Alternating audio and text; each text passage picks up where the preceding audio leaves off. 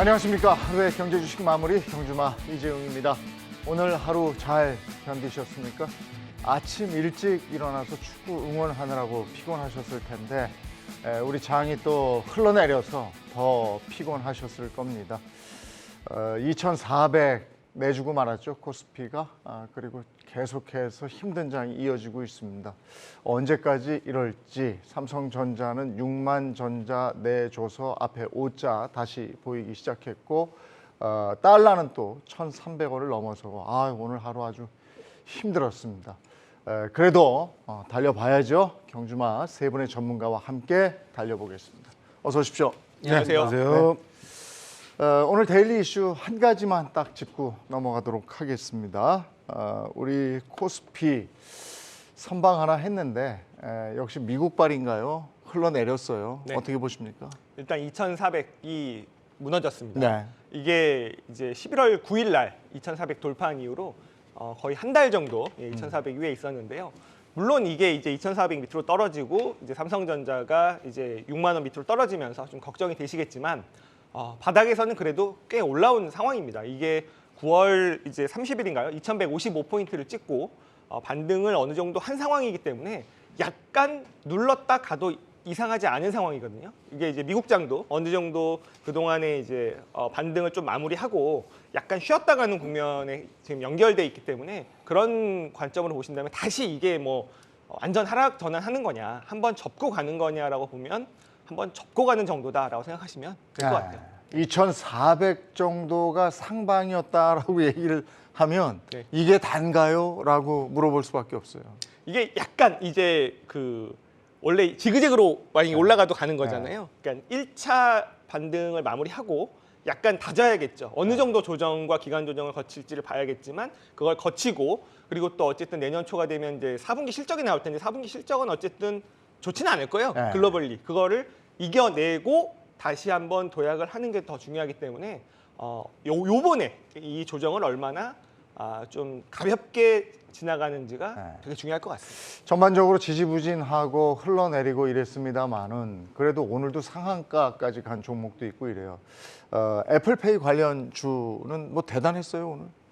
오늘 시장에서 두각을 나타냈던 것들은 애플페이 관련주하고 유통업종들 뿐이었던 것 같아요. 이마트도 좀 갔죠. 네, 이마트와 뭐 대형 마트들 규제들이 좀 풀릴 수 있다. 그리고 기존에 주말 격주로 해서 지금 마트 휴일이 있었는데 이것들을 각각의 구청장이 허용만 해준다면 다시금 의무 휴일이 없이 대형마트도 뭐 새벽 배송까지 심야 배송까지 해줄 수 있겠다라는 뭐 기대감이 퍼지면서 오늘 하루 동안은 유통주 그리고 애플페이 관련주들만 좀 강세를 보였고 전반적인 순환매보다는 좀 순환매 자체는 약화가 됐지만 좀 시장은 좀 많이 기가 죽어 있었던 하루였다라고 보고 있습니다.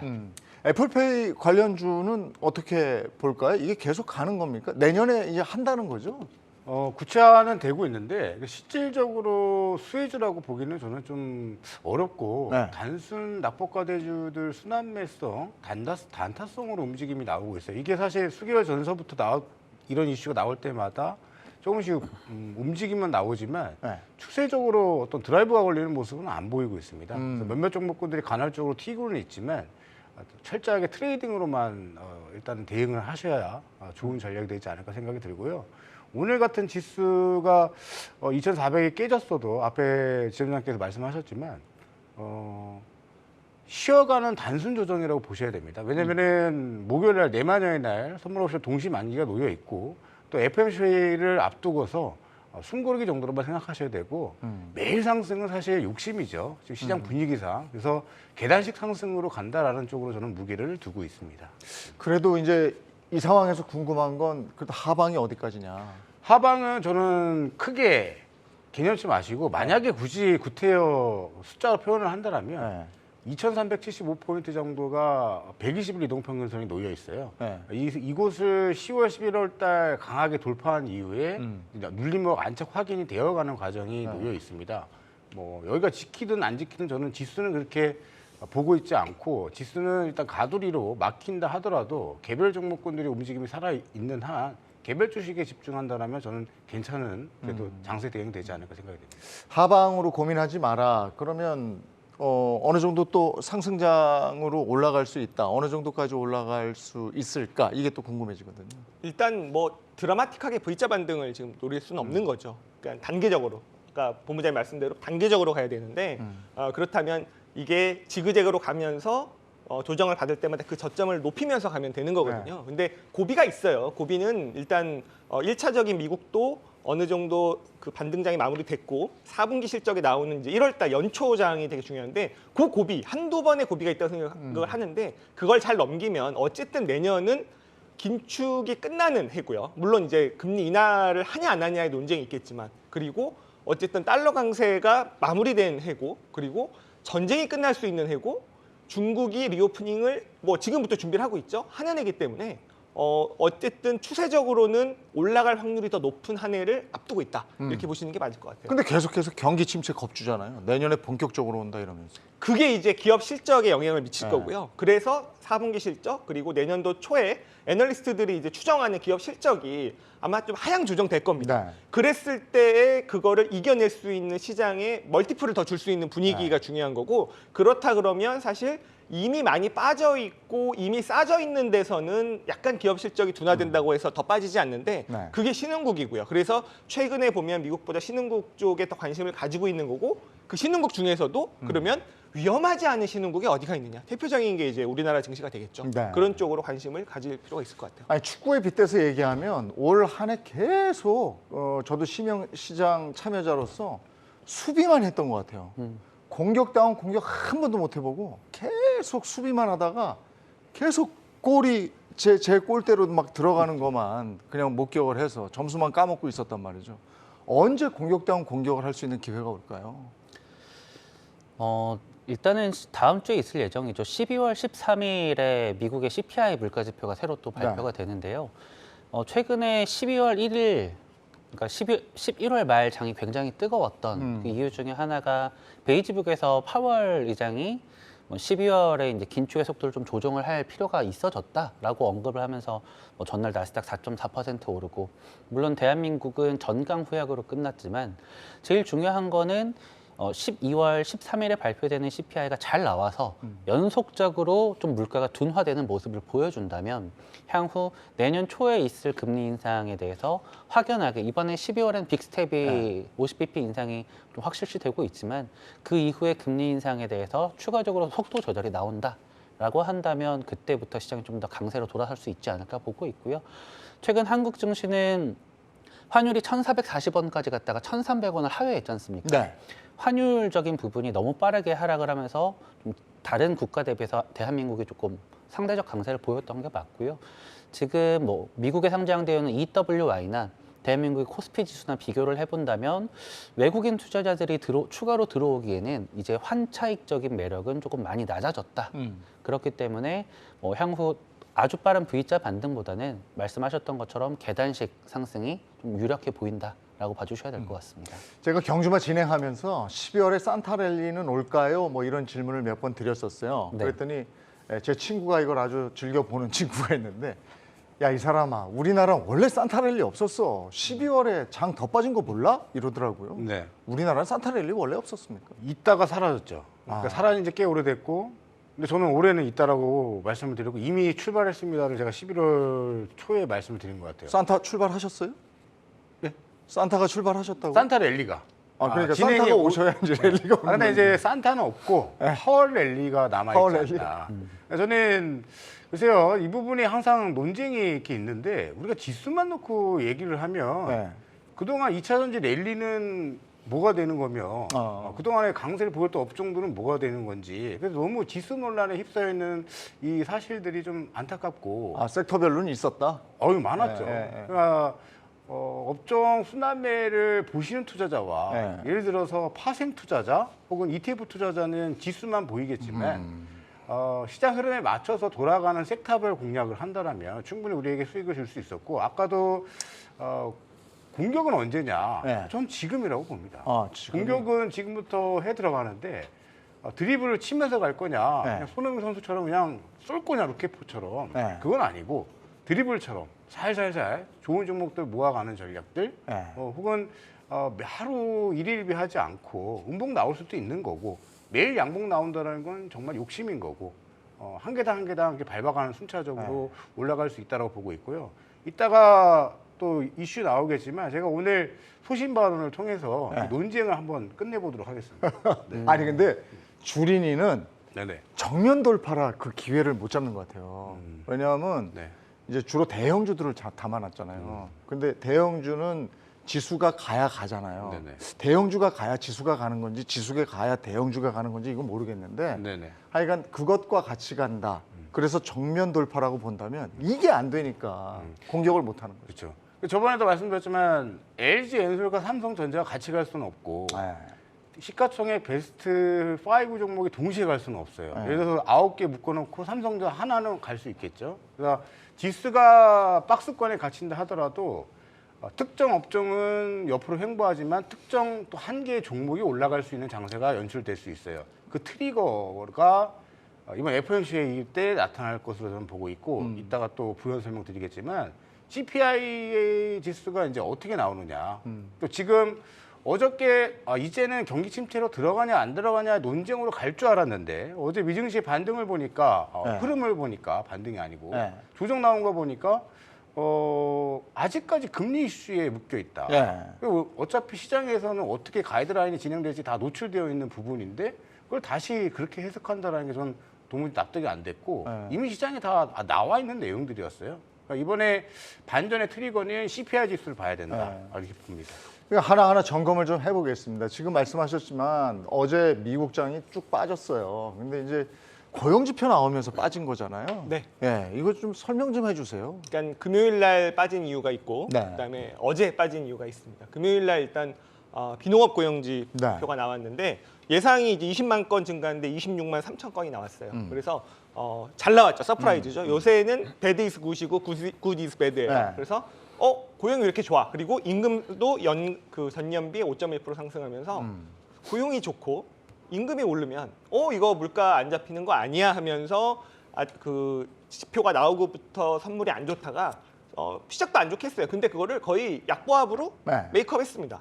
그렇게 마감을 했는데 그만큼 일단 시장은 강한 거죠. 근데 어제 밤에 이제 빠진 거는 미국의 이제 서비스업 PMI 지표가 나왔는데 이게 53.1 전망인데 56.5가 나왔어요. 너무너무 서프라이즈가 나왔죠. 근데 제조업은 PMI가 49로 둔화가 돼 있었거든요. 근데 서비스업은 56.5 이렇게 잘 나왔다. 이건 뭐냐면 자, 미국의 소비가 재화를 구매하는 거에서 서비스로 넘어갔어요. 그러니까 서비스업 PMI가 잘 나오는 겁니다.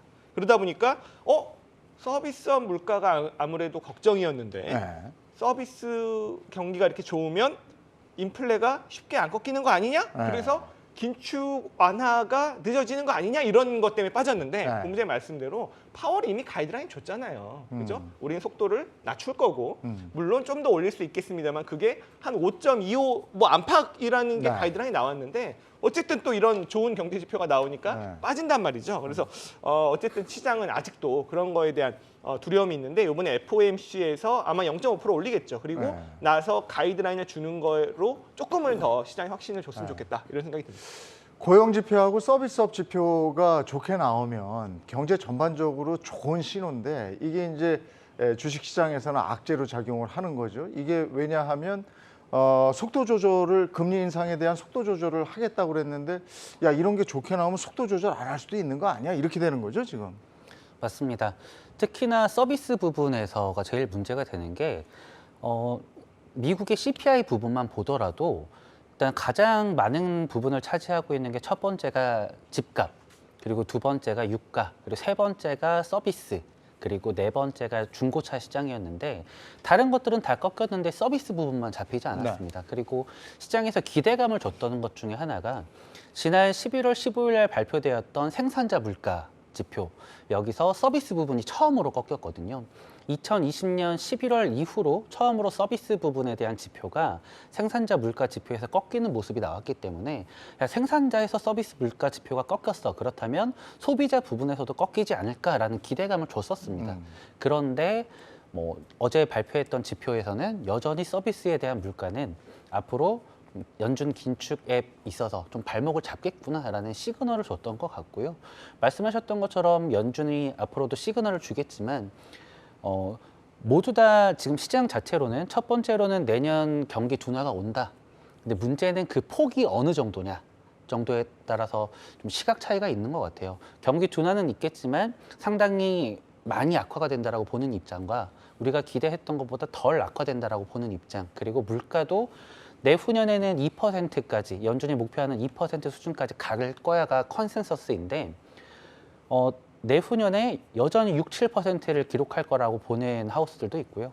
오히려 역성장하고 있는 디플레이가 올 거라고 보는 하우스도 있는 것처럼 방향성은 모두가 동의를 하고 있지만 그 폭에 대해서 모두가 좀 동의를 하고 있지 못하다 보니 좀 시장에서는 급등락이 나오고 있다라고 보고 있습니다. 이런 지표들이 주식시장에 악재로 작용을 했지만 이런 것들은 다 이미 예견이 돼 있는 것이고 네네. 파월은 지금 그 속도 조절을 하겠다고 일전에 얘기를 해놨잖아요. 네.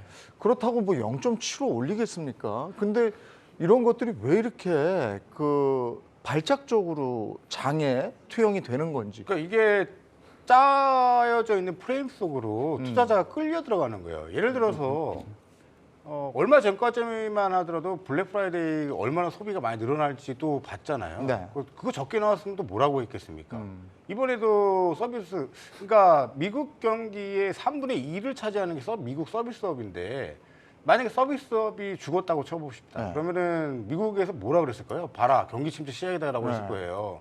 그러니까 이거는 코에 걸면 코걸이고 귀에 걸면 귀걸이고 제가 봤을 때 어제 그 연준의 입이라고 불리는 닉 티미라우스라는 기자가 또 입방정을 좀 떨었습니다. 그게 뭐라고 그랬냐면은 점도표 이야기를 꺼냈어요. 네. 이렇게 되면 점도표가 5% 12월에 점도표를 찍거든요. 네.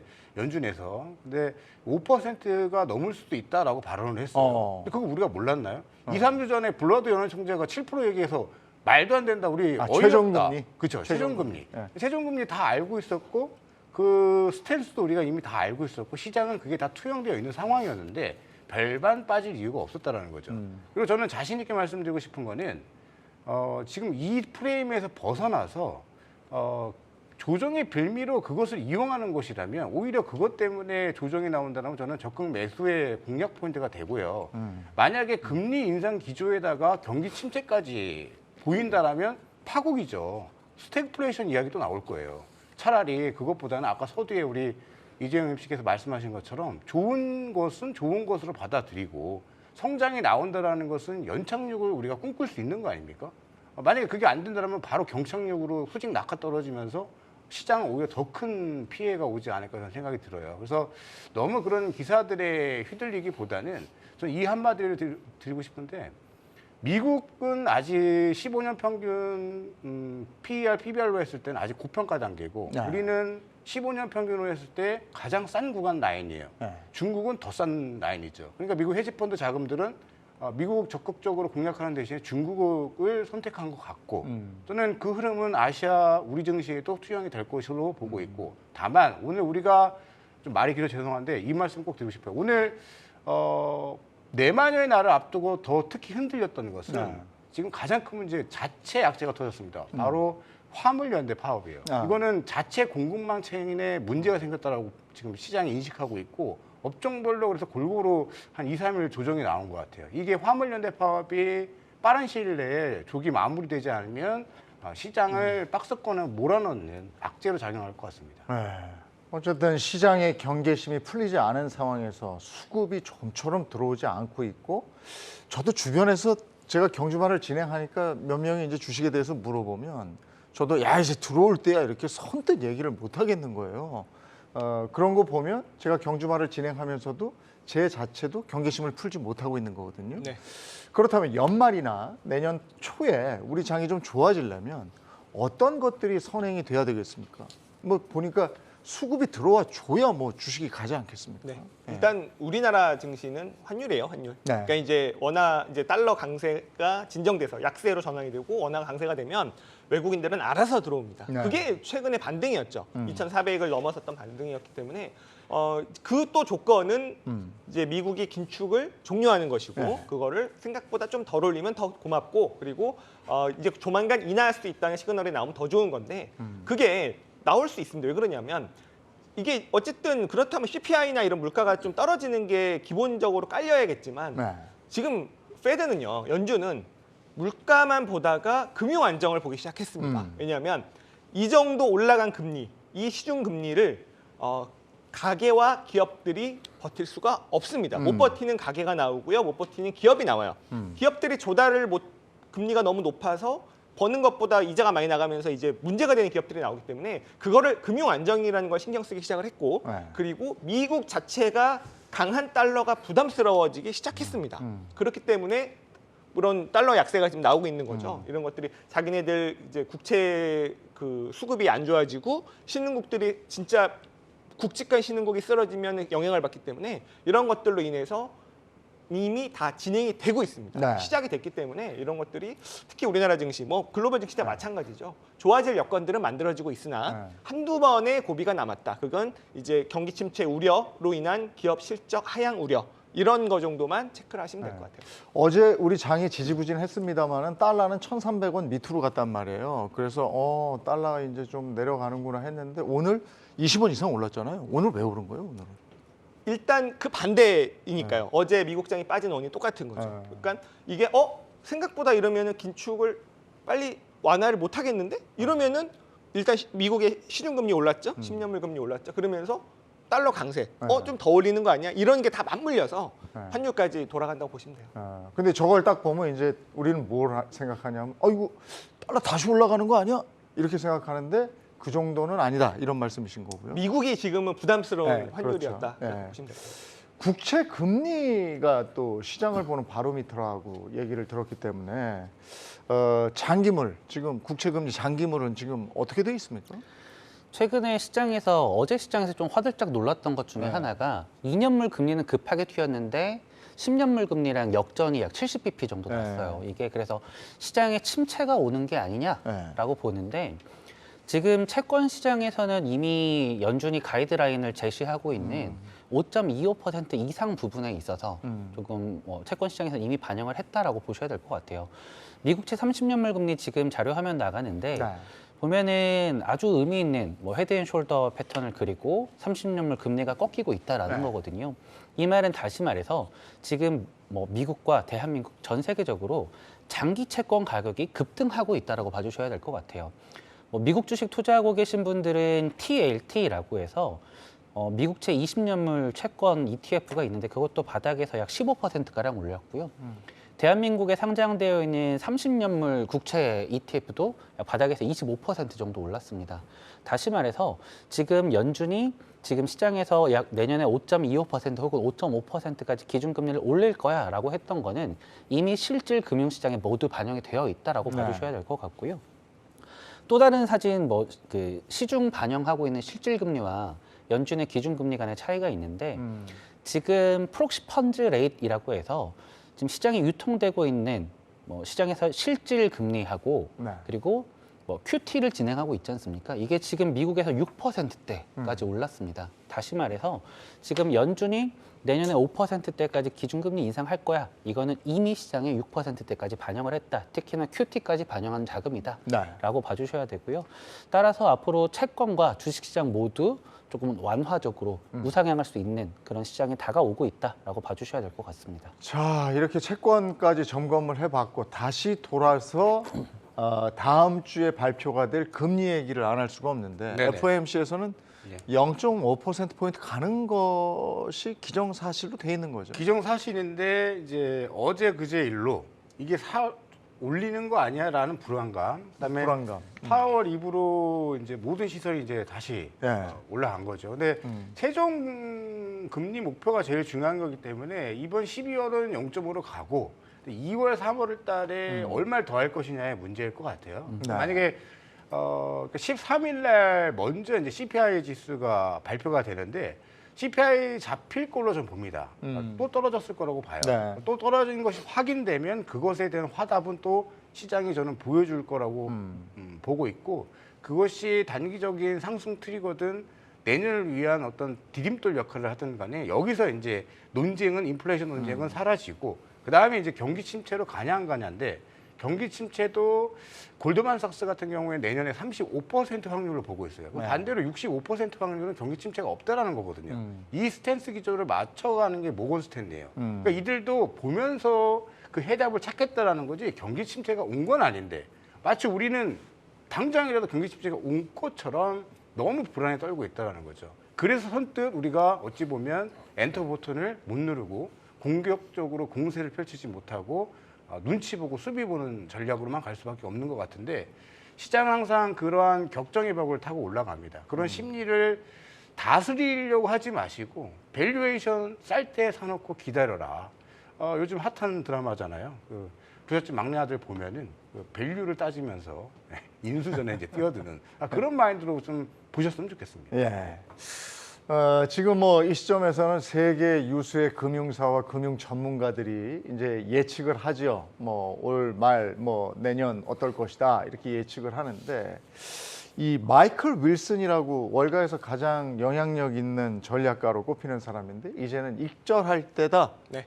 이런 식으로 얘기했어요. 네. 그럼 나가라는 거 아니야? 팔고 나가라 이건데 이건 어떻게 보십니까?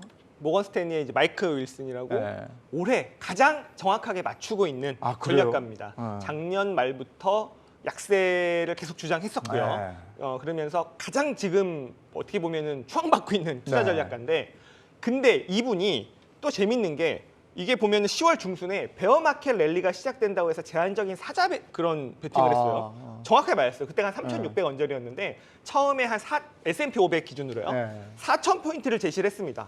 베어마켓 랠리가 나올 것이다. 그 원인은 파월이 긴축 완화 시그널을 줄 것이다. 네. 정확했죠. 그랬는데 10월 말에 3,900선이 도달했단 말이에요. 그러니까 네. 다들 다 마이크 윌슨만 쳐다보고 있을 거 아니에요. 조금 더 갈 수 있다. 4,000에서 4,150선까지 조금 더 갈 수 있다라고 얘기를 했습니다. 네. 그런데 지금 보면은 지난주 목요일 날 장중에 4,100선을 터치를 했어요. 네. 그러면 이제 이 사람이 무슨 얘기하는 겁니까? 내가 말한 목표치가 왔으니 이제 익절을 해라. 이제는 매도를 해라. 그런데 왜 그러냐면 이분이 베어마켓 랠리라고 했죠. 그러면서 또 전망을 하는 게 뭐냐면 1분기에 다시 저점 테스트를 하는데 네. 어느 정도냐면 S&P 500 기준 지금 보시면 3,998이잖아요. 네. 4,000포인트. 그러니까 뭐 진짜 정확하게 약세 베팅하다가 정말 들어올릴 때 정확하게 맞춘긴 한 거예요. 네. 근데 그럼 얼마에 보느냐? 내년도 1분기에 3,000에서 3,300을 봅니다. 그렇게까지요? 네, 그러니까 베어마켓 랠리였다는 거죠. 마이클 윌슨 얘기는 그래요. 그러면서 내년 말에 한 3,900까지 좀 회복하는 그림을 그리고 있는데 그 이후로 어쨌든 경기 침체가 시작이 됐고 마이클 윌슨 얘기예요. 네, 그러면서 4분기 실적이 기업들이 박살이 날 것이다. 아. 그게 1월 달에 다 오픈이 되잖아요. 1월 네. 말부터. 그러면서 1분기에 저점 테스트를 한 번 더 할 것이다라는 게 마이클 윌슨의 얘기입니다. 그래서 네. 그게 정확했다면 일단은 익절은 맞는 것 같은데 네. 3,000에서 3,300은 좀 너무한 거죠. 네. 그건 넘어봤기 때문에 올해 정확했다고 해서 그 전략가가 내년에도 정확하지는 않아요. 자, 2021년의 최고는 마르크 콜라노비치였어요. JP모건의 네. 강세를 주장하던. 근데 올해도 강세 주장하다가 망했죠. 네. 그렇다면 내년은 내년에 정확하게 보는 스타가 나올 거기 때문에 내년에 그 마이크 윌슨의 그 전망이 딱 맞을지는 저는 좀 획기적이다 이런 생각이 듭니다. 또 마이클 윌슨은 익절이라는 얘기인데 우린 대부분 손절을 해야 되는 입장인데 그걸 지금 어떻게 하라는 얘기인지 모르겠고 그 다음에 윌슨은 투자하는 게 우리 주식은 투자 안 할 거 아니에요. 그저 미국 주식하는 사람일 거 아니에요. 우리가 미국 주식하고 연동이 돼 있긴 하지만 요즘에는 미국 쪽보다는 중국 쪽하고 또 이렇게 가는 것 같아서 아시아 증시는 미국 증시하고 좀 따로 가더라고요. 그러니까 아시아 증시가 오늘은 빠졌습니다만 어제는 홍콩 H주 같은 경우에 4% 이상 올랐는데 네. 그런 면에서는 어떻게 보십니까? 일단은 달러 강세 자체가 완화되다 보니까 그 온기가 다른 국가들로 퍼져나가고 있는 건 사실입니다. 그런데 지금 특히나 대한민국과 중국 그리고 홍콩 증시가 네. 시장에서 기대를 많이 받고 있는 거는 일단은 대한민국은 경기 민감한 국가 그 자체예요. 그렇기 때문에 경기가 어느 정도 턴어라운드 한다는 신호가 나오면 혹은 꺾인다라는 신호가 나오면 네. 제일 먼저 빠지고 오를 때도 또 제일 먼저 반등을 합니다. 대한민국 증시는 그런 바로미터 같은 역할을 하고 있고요. 중국 부분은 오늘도 좀 약세로 출발했지만 거의 보합세까지 올려놨어요. 근데 중국이 오늘도 북경시에서 PCR 검사 부분에 있어서 완화를 하겠다라고 하고 있는데 일단은 그동안에 특히나 홍콩 시장이 문제가 됐던 거는 서비스 그리고 여행, 레저 그리고 빅테크 기업들이 많이 몰려있는 홍콩 증시가 거의 5,000포인트까지 터치를 했습니다. 네. 그리고 나서 바닥에서 30%가량 상승을 했는데 일단은 제로 코로나 관련해서 리오프닝 관련돼서 좀 어느 정도 규제를 풀고 있고요. 그리고 빅테크와 부동산 부분에 있어서 지원 혹은 규제 완화 그리고 마지막으로 정책에 대한 기대감이 있습니다. 네. 일단 선거가 끝났지 않습니까? 10월에 12월에 그 경제 공작회가 있고요. 그리고 3월 달에 중국의 양회가 있는데 이때까지는 정책 허니문이라고 하면서 네. 온갖 중국이 향후 내년을 어떻게 이끌어 갈 건가 하는 정책들이 나오기 시작을 하는데 네. 그 기간 동안에 정책에 대한 기대감 때문에라도 중국 증시는 당분간은 조금 더 강세를 보일 수가 있겠다라고 봐주셔야 될 것 같아요. 따라서 지금 전 세계적으로 달러 자체가 조금 상대적 약세를 보이고 있다 보니 그 수혜를 대한민국과 중국이 좀 양분을 하고 있다. 네. 그러나 중국이 제로 코로나 완화 때문에 조금 더 많은 파이를 가져가고 있다라고 봐주셔야 될 것 같습니다. 중국이 빗장을 풀면 이제 본격적으로 푸는 시기는 내년이 될 텐데 지금 우리가 예전 같은 중국과의 사이가 아니잖아요. 조금 안 좋잖아요. 네네. 이런 마당에 수혜를 온전히 입을 수 있을 것인가? 그리고 중국 관련 리오프닝 주식은 지금 투자하면 내년에 좀 거둘 수가 있을 것인가에 대한 의문이 있는데 어떻게 보십니까? 저는 가능성이 있다고 보고요. 상승에 대한. 네. 근데 다만 현재 우리 정부가 인태 전략 이슈를 꺼내들지 말고 중립적으로 유지해 준다면, 그러니까 시진핑 주석의 그래도 눈치를 보는 척이라도 하는 뉘앙스가 있다라면 더 진일보하는 내년 증시가 될 수 있다고 보고 있고요. 근데 그렇지 아니하고 자꾸 지금 이게 일본과 미국과 우리가 합의 일체가 돼서 중국과 러시아를 푸시하는 뉘앙스가 나오면 네. 예상했던 것하고 다르게 우리에게 다시 한한령 같은 또 제지가 또 들어올 수 있다고 보고 있습니다. 근데 이 부분이 굉장히 중요한데 아까 마이클 윌슨도 놓친 부분이 뭐냐면 아마 강경 진압을 예상했을 것 같아요. 근데 지금 시진핑 주석의 의지와 중국 현재 정부는 온건 정책과 유화 정책으로 스탠스를 뒤로 뺐단 말이죠. 그리고 로이터 통신의 지금 의견들이 막 뉴스들이 제보가 됐는데 앞으로 10개 정도 더 제로 코로나 완화 정책을 더 내놓을 거라고 지금 하고 있어요. 그러면 생각 못했던 내년 1분기를 기다리는 것이 아니라 지금부터 내년 1분기까지의 강한 중국 증시가 만들어진다면 미국 증시는 박스권이든 조정이 나올 수는 있겠으나 중국 증시와 우리 증시는 상승으로 가닥을 잡을 가능성이 큽니다. 그래서 그때는 맞고 지금은 틀리다라는 저는 견해이고요. 어차피 뭐 마이클 윌슨 저를 모르니까 하고 싶은 대로 얘기하고 있는 겁니다. 네. 저는 반대 의견이고요. 마이클 윌슨 씨와 미국 증시 우리는 틀리다. 네. 중국과 더 연계돼서 움직일 가능성이 더 크다라고 말씀을 드리고 싶습니다. 아니 저도 저 시위 일어났다고 그래서 시진핑이 강경 진압할 줄 알았어요. 네. 근데 이렇게 또 완화를 한다 이러니까 다들 뭐 세계 시장 참여자들이 좀 놀란 부분이 있습니다. 그래서 리오프닝 주에 관심을 갖기 시작을 했죠. 경기 얘기를 한번 해볼게요. 소상공인들 만나보면 힘들다고는 하는데 네. 제가 지난번에도 경주마에서 한번 얘기를 했습니다만은 진짜 비싼 집들은 예약도 안 되고요. 지금도 그렇죠. 리조트 같은데 주말에 예약 안 됩니다. 아예. 네. 그리고 어디 백화점 같은데 가면 고급 샵에는 또 이렇게 예약 안 했다고 못 들어가게 해요. 그렇죠. 근데 뭐가 경기 침체인지 잘 모르겠어요. 그리고 인천공항 지금 가보시면 바글바글하죠. 바글바글하죠. 네, 네. 네. 그러니까 이게요.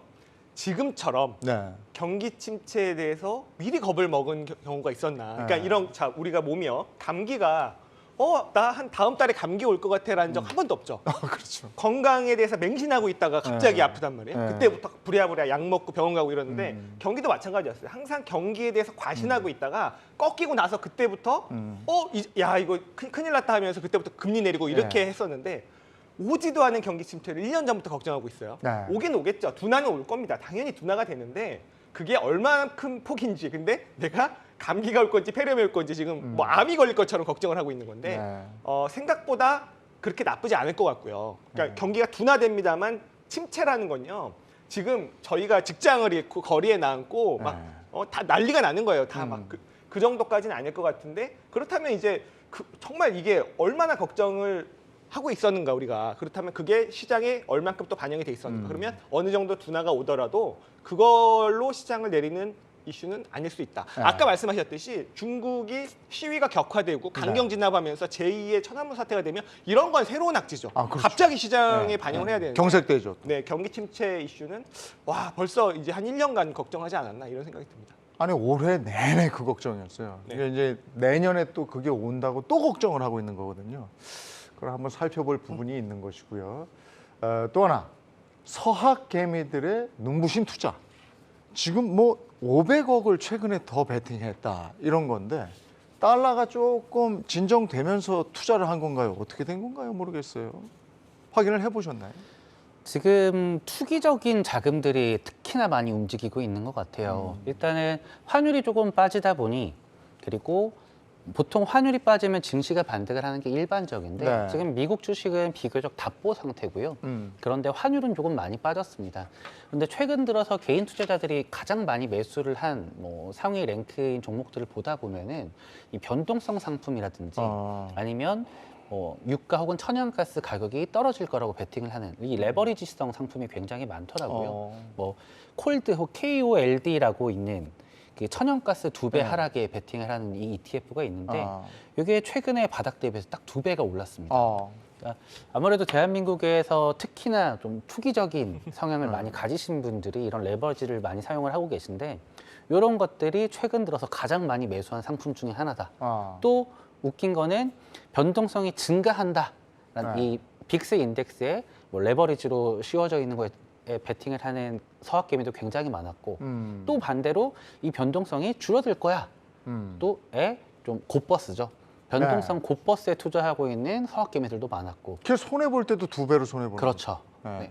그러니까 개인 투자 그 서학개미들이 변동성이 확대될 거야 베팅한 사람도 많고 변동성이 줄어들 거야 베팅한 사람도 많았다. 전반적으로 뭐 환율이 어느 정도 빠지다 보니까 이거에 대해서 뭐 추가적으로 환전을 하고 조금 더 보다 공격적으로 뭐 계좌를 만회하기 위해서 조금 더 공격적으로 투자를 하고 있지 않나라고 좀 해석을 하고 있습니다. 그러니까 ETF나 지수 변동성 상품에 투자를 하고 있다. 네. 근데 이런 거 말고 이제 그 미국의 성장주 뭐 주가 많이 빠져 있으니까 네. 지금 저 달러도 조금 빠져 있으니까 이럴 때 그 서학적으로 미국 주식을 담는 것에 대해서는 어떻게 생각하십니까? 그러니까 특히나 미국만 놓고 봤을 때 환율이 떨어지고 미국의 지수가 떨어지고 이때가 제일 환전 후 미국 주식 매수 타이밍인 거는 맞아요. 단순하게 이 로직만 본다면 지금이 그때가 아닐까라고 생각할 수도 있는데 안타깝게도 지금 당분간은 중국과 대한민국 이 지금 시장에서 가장 강한 모습이고요. 어느 정도 환이 조금 더 잡혀주고 지금 달러 약세 구간에 있다 보니까 환율이 조금 더 잡혀주고 미국 시장이 어느 정도 조정을 형성하고 좀 횡보를 하는 구간이 와준다면 그때가 실질적으로 좀 그동안의 서학개미들이 선호했던 빅테크 기업들을 뭐 살 수 있는 기회가 아닐까라고 보고 있는데 문제는 빅테크 기업 중에서도 매출과 순이익이 꺾이지 않은 종목들은 비교적 강합니다. 애플이나 구글 알파벳이 그렇고요. 매출액과 순이익이 동시에 꺾였던 페이스북, 뭐 어도비 이런 기업들은 혹은 뭐 테슬라 이런 기업들의 뭐 갖가지 악재에 좀 굉장히 휘둘리는 모습을 보이고 있는데 많이 떨어졌다고 해서 사기보다는 매출과 순이익이 꺾이지 않았는가를 제일 먼저 체크를 해주셔야 될 것 같습니다. 이번 부장님은 그럴 돈이 있으면 국내 투자하세요 이러실 거죠? 당연합니다. 아니 뭐 미국 증시 저는 말씀하신 것처럼 애플 같은 경우에는 이제 폭스콘 공장이 빠르면 올해 말 늦어도 1월 초에는 다시 재오픈이 되기 때문에 긍정적인 시그널이 있고요.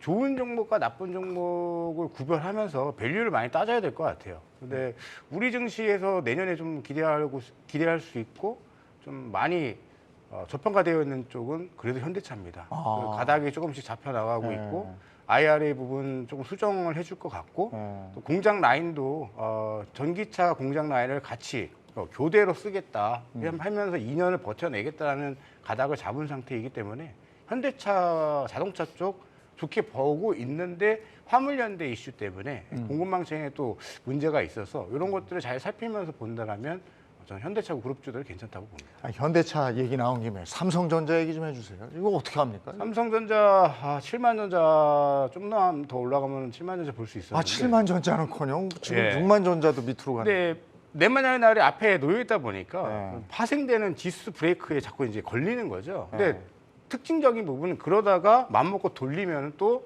확확 장대봉이 또 나와요. 그래서 이번에 목요일 전후 끝나고 나면 전 재차 튕겨 올라갈 수 있다고 보고 있고, 만에 하나 삼성전자 하면서 반등 나왔을 때 매수 타이밍을 놓치셨던 분들은 네. 지금 이 눌림목 나올 때가 전 좋은 구간이라고 보고 있습니다. 앞에 오자 보일 때 사라 이런 얘기 했었는데 겁나요. 또 오자 보이면 더 떨어질 것 같아가지고 어떻게 판단하세요?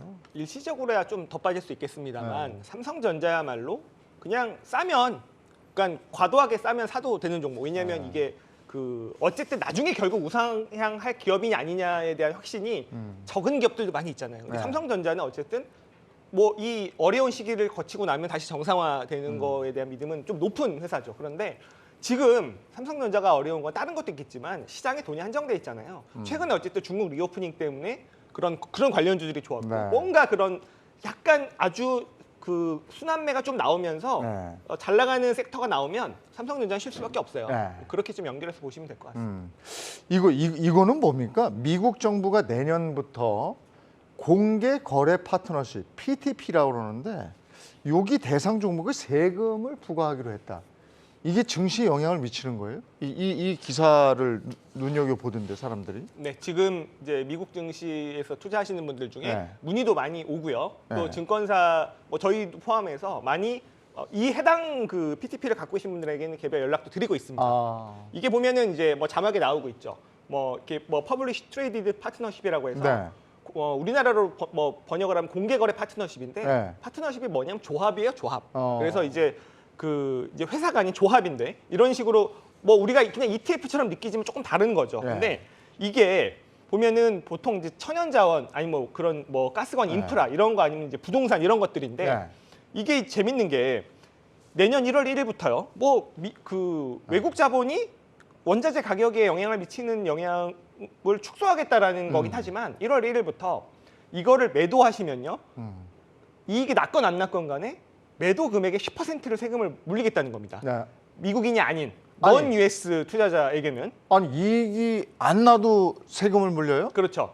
그냥 매도 금액의 10%, 거래세가 10%인 거예요. 그것도 그렇다면 희한한 세금이네. 만약에 10% 먹급하시면 1% 손해인 거죠.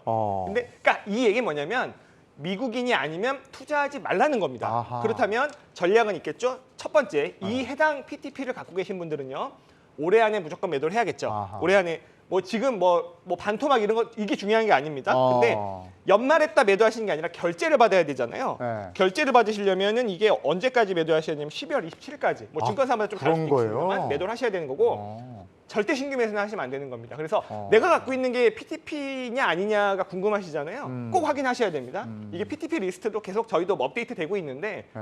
또 바뀌어요. 그래서 네. 내가 갖고 있는 게 PTP인지 뭐 보유하고 계신 그 증권사에 문의를 꼭 하시고 뭐 이렇게 흔치는 않습니다. 흔치는 않은데 그걸 꼭 확인하셔서 갖고 계시면 무조건 연말 12월 27일 전에 매도 그리고 신규 매수 금지라고 생각하시면 될 것 같습니다. 요거는 확실하게 한번 판단을 해보셔야 되겠네요. 확인도 해보시고. 예. 추가적으로 말씀드릴 게 이 PTP라는 게 대표적인 자산을 보면은 변동성 그리고 원자재 그리고 부동산 조합이에요. 근데 솔직히 부동산에는 크게 문제가 없지만 조합이라는 이슈가 좀 섞여 있는 네. 건데 러시아 우크라이나 전쟁이 일어나고 나서 천연가스 가격이 급등했지 않습니까? 문제는 이 천연가스 값의 급등보다도 천연가스 선물이 급등했던 게 영향이 커요. 이게 문제가 뭐냐면 수많은 전 세계의 투자자들이 투기 자금들이 미국에서 거래가 되고 있는 천연가스 선물에 투자를 너도 나도 합니다. 네. 그러다 보니 천연가스 가격이 너무 급등을 했던 거예요. 그러니까 미국에서도 전 세계에 미치는 이런 금융 파생 상품에 미치는 영향이 너무 크다 보니 이거를 거래하는 사람에게는 투자자에게는 특히나 미국에 거주하고 있지 않은 투자자에게는 내년부터 일단은 매도하는 순간 10%를 원천 징수하겠다를 원칙으로 잡은 거고요. 전략은 방금 장혜성 지점장께서 말씀하신 것처럼 되도록이면 12월 27일까지 매도이고 또 다른 전략 중에 하나는 바꾸는 겁니다. 대한민국 주식시장에 상장되어 있는 국내 상장 선물 ETF를 사셔도 되고요. 혹은 일본이나 홍콩에서 이런 것들이 많이 거래가 되거든요. 네. 일본이나 홍콩을 통해서 거래하시면 되는데 좀 주의할 점은 대한민국에서 상장되는 걸 거래한다. 그러면은 종합과세가 될 각오를 해야 된다라는 거. 네. 그리고 일본이나 홍콩은 미국과 마찬가지로 양도소득세 22%를 물지만 거래량이 굉장히 좀 극악하게 적다입니다. 이 두 가지를 좀 유의하셔야 될 것 네. 같습니다. 미국 장 세금까지 샅샅이 알아봤으니까 이제 국내 장으로 마무리를 좀 하겠습니다. 국내 장은 아무래도 좀 깊숙이 들어갔어요. 포지션에 대한 부분이에요. 근데 이게 네네. 뭐냐면 지금 다 입장이 달라요. 어느 정도 올랐다고 해도 계속 손해 보고 있는 분들 많아요. 맞습니다. 저도 그렇고. 그러니까 이런 분들은 손절 어떻게 해? 그다음에 또 아까 그 어떤 기자가 얘기했듯이 익절 타이밍이냐. 네. 또 하나는 뭐 물타기, 불타기 뭐 많은 경우의 수가 있어요. 네. 지금은 어떤 포지션이 좋습니까? 물타기도 현금 있을 경우에 이제 이해가 되겠죠. 근데 아마 제 생각은 대다수가 현금 이미 저 위에 다 네. 써서 현금이 없으실 거고 빨리 그냥 반등만 쭉쭉쭉 나오기를 바라는 심리가 더 많을 거예요. 근데 최근 상황을 보면 화장품주를 보죠. 네. 어디가 저점일지 알 수 없을 때 2차 전지가 너무 강한 거예요. 아, 이거를 팔고 절로 이동해야 돼? 분명히 이동하신 분들 계실 겁니다. 아, 그냥 팔고. 그렇죠. 네. 그 순간 판 내 종목은 급등을 하고 지금 2차 전지 조정권에 있지 않습니까? 그렇죠. 그런 실수를 범하실 수가 있어요. 차라리 그러니까 리스크 관리를 한다는 측면은 시장 전체 대비 내가 보유한 종목이 이 각도가 세워져 있다. 그럼 리스크 관리를 대놓고 철저히 관리를 하셔야 되는 거예요. 리스크 관리 라인선이 무너지면 무조건 절반 매도입니다. 그러나 이미 충분히 바닥권으로 쳐져 있는 기업이라면 네. 저는 버티는 게 맞다. 그리고 만에 하나 그러니까 저는 살붙이기라고 하는데 3% 5% 이렇게 띄엄띄엄 있는 종목군들을 정리를 해서 아직 밑에 바닥권에 있는 종목 쪽에 살을 붙이는 전략 혹은 중국 소비주 쪽에 강한 포지션이 있다라면 오히려 그쪽에 더 비중을 취하는 전략 이런 전략들을 좀 제시를 해드리고 싶고 골자는 단 하나입니다. 많이 올라간 종목은 피하시고 들어오는 종목에 어떤 반격을 노리시는 전략이 제일 중요하다고 봅니다. 네네. 자, 마찬가지로 지금 시장 참여자들은 어떤 포지션으로 접근해야 됩니까? 일단 아까 말씀하셨듯이 순환매가 빠르게 나오고 있는데요. 네. 절대로 뒷공문이 쫓아다니시는 매매는 안 된다. 그러니까 정말 엇박 타면 큰일 나거든요. 그래서 약간 이게 와 순환매가 나오니까 내가 여기 탔다 저기 탔다 하면 네. 잘 될 것 같은데라고 하실 생각이 드실 수 있겠지만 자 내가 갖고 있는 종목이 정말 믿을 수 있는 종목이고 내가 봤을 때는 괜찮은 종목이면은 그냥 가는 게 나중에는 더 좋은 결과가 나오실 수 있어요. 그리고 이게 또 그 투자 비중을 확 뭐 100% 0% 이렇게 하는 거는 네. 정말 단타 잘하시는 분들은 하시되 그렇지 않은 분들은요. 그래서 결국엔요 나중에 언젠간 엄청 시장 올라 있을 거잖아요. 네. 그냥 앱 지우고 내가 믿는 종목 사놓으신 분들은요. 그러면 그때 다시 앱 설치해서 열어보신 분들은 다 회복돼 있어요. 근데 괜히 막 이것저것 하시다가 네. 결국 또 망가지는 경우가 있는데 그게 하고 싶으시면 어쨌든 제가 말씀드렸듯이 어느 정도 반등 나왔죠. 고비가 한두 번 있어요. 그러면 뭔가 그래도 내가 비중을 늘렸다 줄였다 하고 싶다. 70%는 냅두시고 30%를 박스권 한번 해보시는 거예요. 그러면은 박스권 트레이드 하다가 결국에 어떤 게 걸리냐면요. 내가 생각한 박스권 여기서 팔고 결국엔 뚫고 올라가잖아요. 네. 그 70%를 갖고 있어야 이게 박스권 영백 하시는 분들이 대세 상승을 못 먹어요. 그러니까 내년 언젠간 나올 수 있단 말이에요. 그런 걸 염두에 두셔서 비중 조절을 하시면 좋겠습니다. 이런 장에서 조바심이 나거든요. 자, 어떤 포지션? 이게 투자자의 각자의 스타일이 있고 지금 현재 처해져 있는 현금 비중이 각각 다르기 때문에 어떻게 해라라고 정확하게 제가 제안을 드릴 수는 없어요. 다만 방금 말씀하셨던 것처럼 뭐 수익 매매를 잘 하시는 분들도 있겠고 지금 물려 있는 거 그대로 기도 매매만 하시는 분들도 있을 텐데 지금 시장에서는 확실히 욕심을 크게 내서는 안 되는 건 확실한 것 같습니다. 네. 다만 그렇다고 해서 시장이 너무 공포스러워서 시장을 떠날 시기는 더더욱 아닌 것 네. 같아요. 그렇기 때문에 시장이 계속해서 참여는 하고 있되 너무 큰 욕심 안 내시고 좀 방망이를 좀 수익 매매하는 부분에 있어서는 좀 방망이를 짧게 쥐고 투자에 임하시는 게 좋겠다라고 말씀드리고 싶습니다. 자, 그러면 전문가 세 분이시니까 요거 하나만 간단하게 대답해 주세요. 연말 연초에 눈여겨봐야 할 섹터. 나는 이거 눈여겨보시라고 권해드리고 싶다 하는 거 한 가지씩만 좀 얘기해 주세요. 네, 먼저. 네. 저는 이제 국내 시장에서는 결국에는 삼성전자 뭐 이게 없는 분들은요. 한번 요번 지금 어쨌든 오자를 시작했잖아요. 매수 타이밍으로 잡아보시는 게 알겠습니다. 네, 좋겠다 생각합니다. 자, 저는 중국 리오프닝 관련주 아, 여전히 좀 뜨거울 것 같고요. 네. 우라가니 구니오에서 이제 금융 사계를 보면은 역실적 장세를 지나서 또 하나의 금융 장세가 오거든요. 근데 이 역실적 장세의 끝을 지난 게 지금 재고 조정이 충분히 된 뭐 화장품이라든지 아니면 좀 미국의 월마트 같은 그런 기업들이에요. 네. 그러다 보니 앞으로 증시는 조금 더 뜨거워질 가능성이 높겠다. 다만 그 한가운데 있는 거는 그 뭐 중국 리오프닝 관련된 종목들이 아닐까라고 보고 있습니다. 증시의 이런 흐름에 몸을 맡겨라. 또 저는 이 두 종목 살짝 발 걸치면서 현대차 국뽕 마인드로 현대차 응원합니다. 현대차 우리 강성주분들 너무 힘들어하시는데 알겠습니다. 내년에 좀 활짝 웃을 일이 생기셨으면 좋겠습니다. 알겠습니다. 지난해 뭐 올해 초까지만 해도 주린이 얘기 정말 많이 했었는데 지금은 어떤 얘기를 많이 하냐면 이제 주포자 얘기합니다. 주식 포기죠. 근데 이거 포기하면 그냥 끝나는 거잖아요. 그냥 나와 버리면 그냥 그걸로 끝나는 거거든요. 그래서 안 될 것 같고요. 잘 견디셔서 왜 손해를 봅니까? 끝까지 성토하시기 바랍니다. 저희 경주마가 도와드리겠습니다. 내일도 장 끝나고 다시 돌아와서 분석해보죠. 오늘도 고생 많이 하셨습니다. 고맙습니다.